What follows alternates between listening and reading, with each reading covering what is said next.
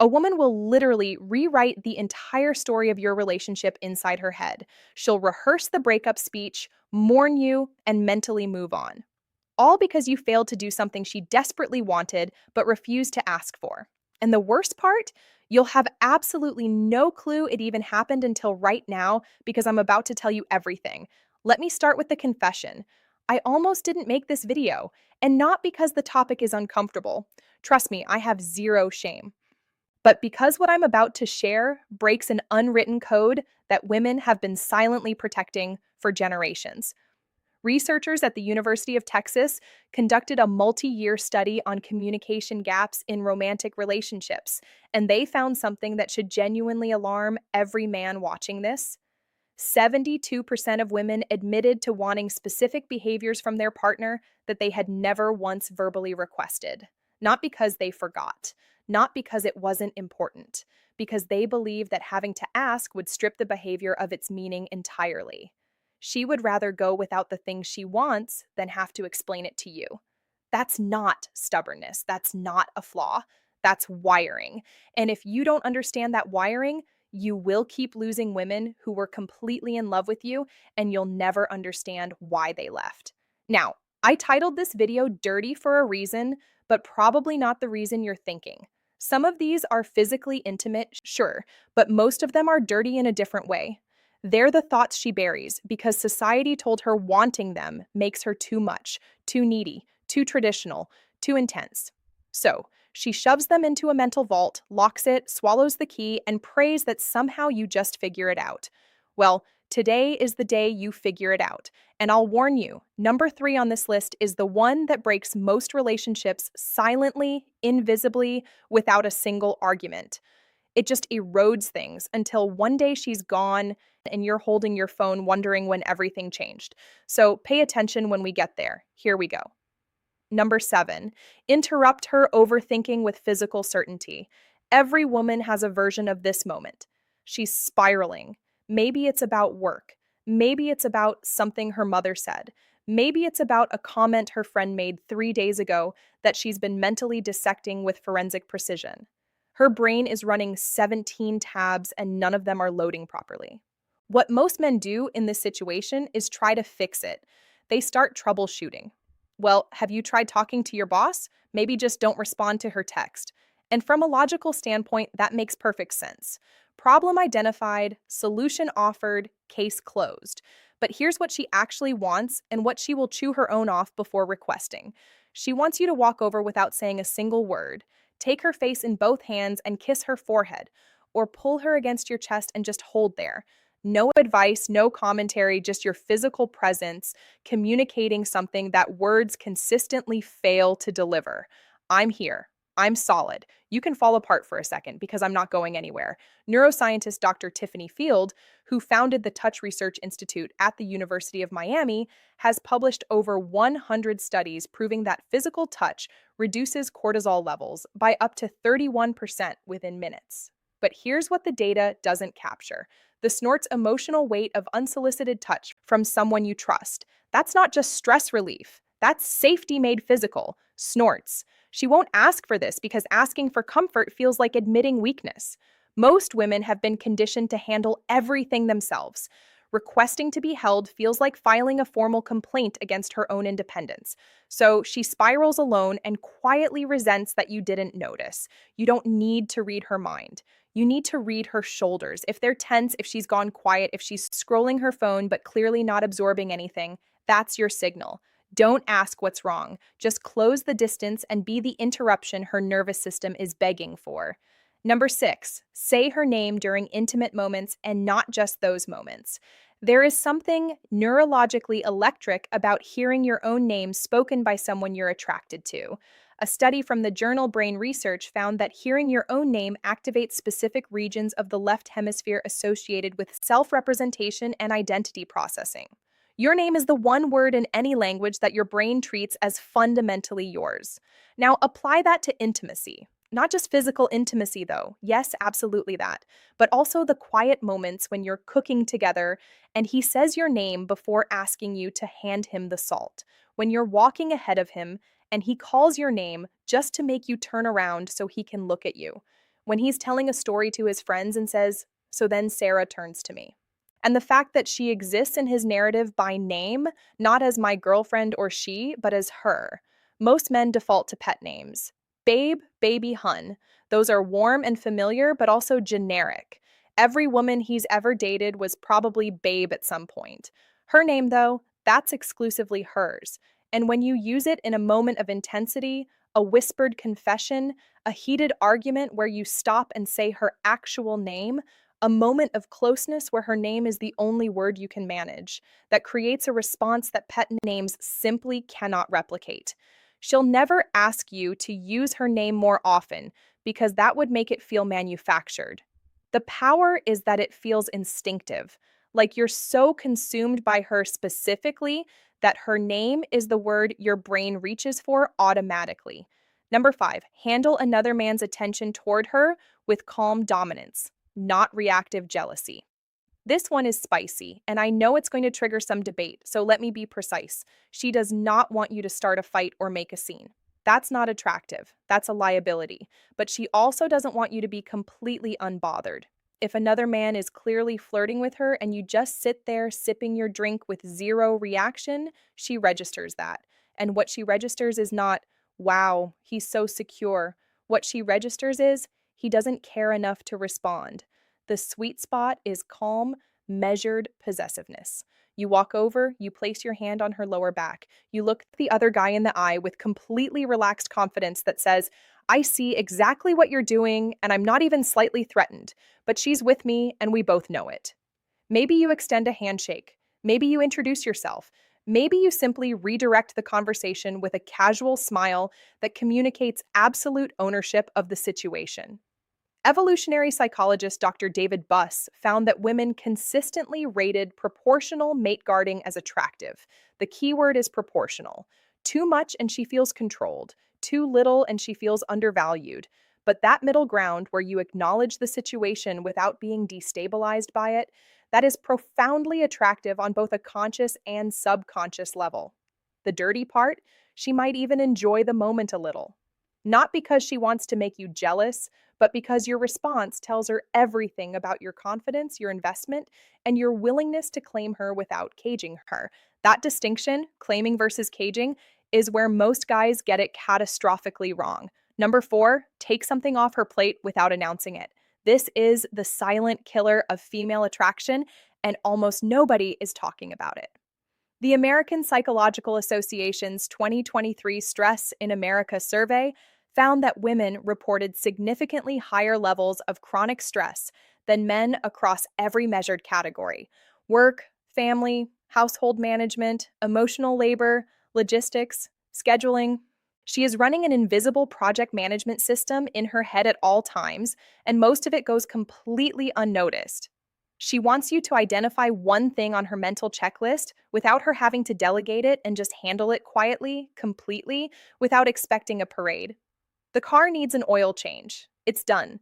She mentioned the kitchen faucet is dripping. Fixed by the time she gets home. She's been stressing about groceries. The fridge is stocked. Not because she asked, because you paid attention and acted. Researcher Eve Rodsky calls this cognitive labor in her book Fair Play. Her research shows that in most heterosexual relationships, women carry roughly 70% of this invisible workload. And the exhaustion isn't from the tasks themselves. It's from being the only person who remembers that the tasks exist.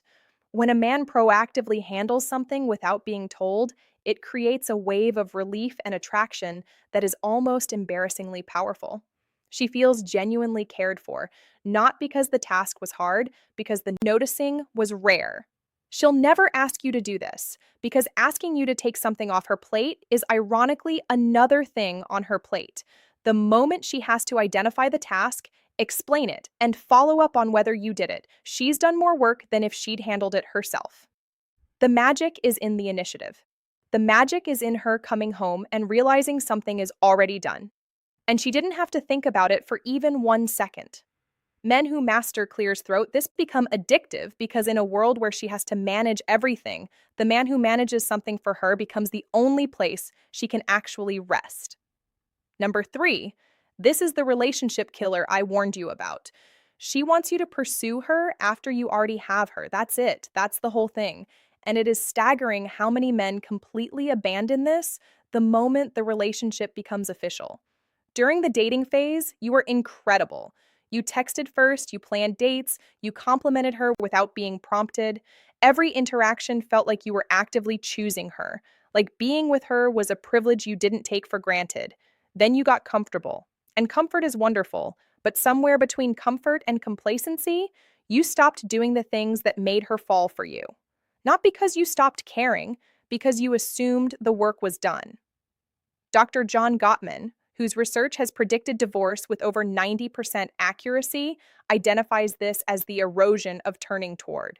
His data shows that couples who eventually separated had a turning toward rate of only 33%, while couples who stayed together maintained a rate above 80%.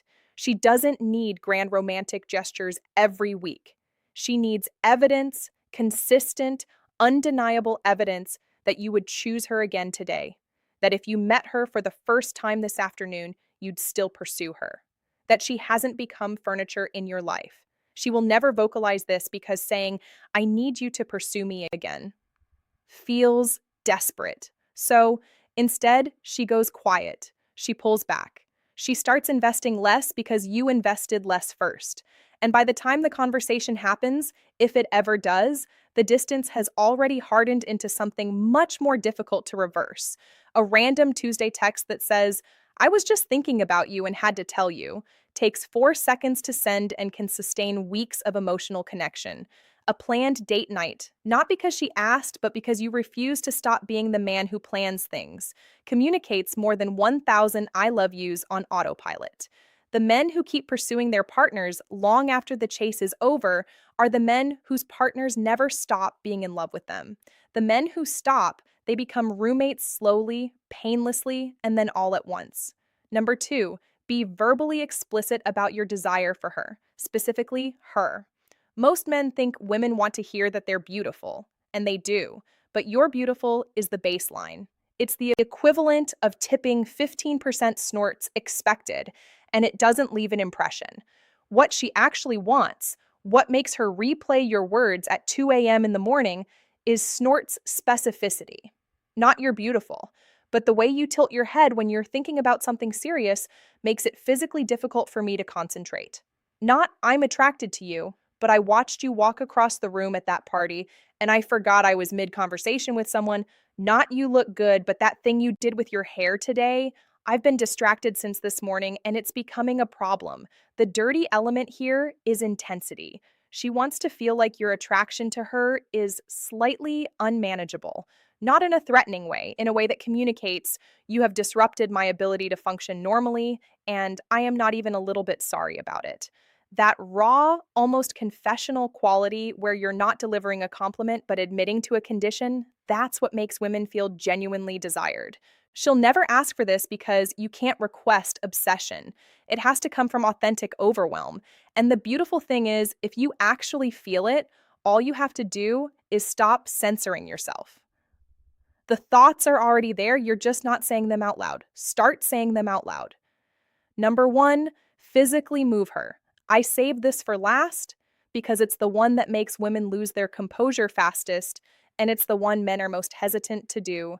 She wants you to physically guide her, move her, reposition her with confidence and without asking first. Hand on her waist, steering her to the other side of the sidewalk so she's not walking next to traffic.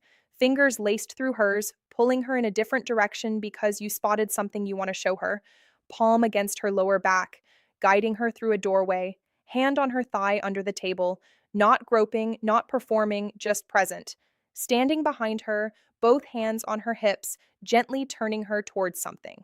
A study published in Evolutionary Behavioral Sciences found that women rated physical assertiveness, defined as confident, not aggressive physical guidance, as one of the top 5 indicators of a desirable partner. This behavior activated associations with protection, decisiveness, and physical confidence simultaneously. The psychology behind this is primal. Physical movement communicates that you are present in your body, comfortable in your strength, and confident enough to occupy space and to include her in that space. The reason this is number one is because it operates entirely outside of language. You can't fake this with words. You can't text it. It only exists in real time, in the electricity of physical proximity and the confidence to close that distance without hesitation. She will never say, I wish you would just grab me and move me where you want me. But every time your hand finds her waist and redirects her, every time you pull her closer without explanation, you become the man she compares every fictional character and every passing fantasy to. And none of them win because they're not real. And you're standing right there with your hand on her back, proving that reality is better. So now you have them.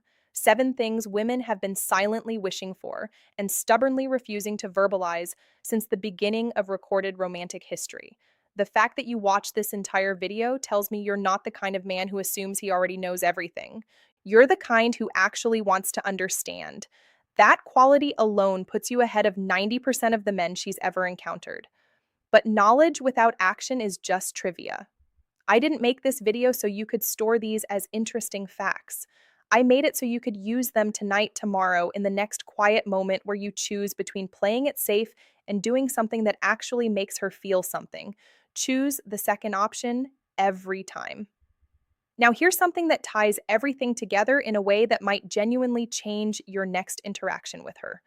While you've been sitting here learning what she secretly wants, there's an entirely separate reality playing out on her end that you're probably blind to. She's been watching YouTube. She's been evaluating, calculating, and in many cases, she's already made her decision about you.